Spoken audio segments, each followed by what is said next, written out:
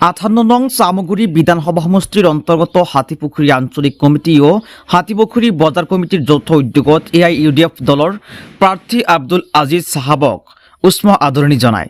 প্ৰাক্তন বিধায়ক আব্দুল আজিজ AIUDF যোগদান কৰা ও টিকট বিচৰা চামগুৰি সমষ্টিৰ সাধাৰণ ভোটাৰ ৰাইজ উৎফুল্লিত হৈছে।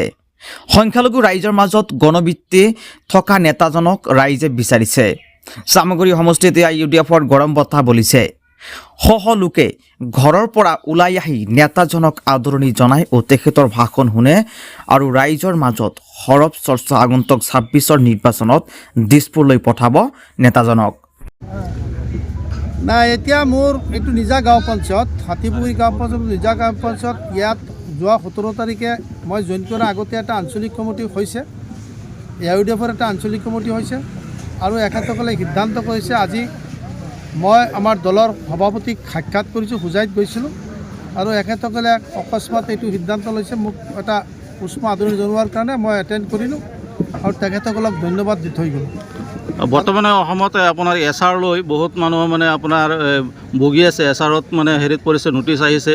এই সম্বন্ধে আপোনাৰ বক্তব্য কি হ'ব?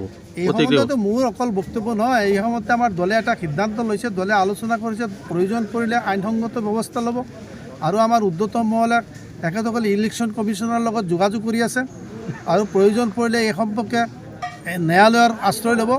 এই সম্পৰ্কে আমাৰ বদৰুদ্দিন আজমল চাহাবে কেইবাবাৰো আনি মিটিঙত বহিছে, MLA সকলক লৈ পুৰ কমিটিৰ মানুহবিলাকে আজি বা কালিও হয়তো আকৌ বহিব পাৰে।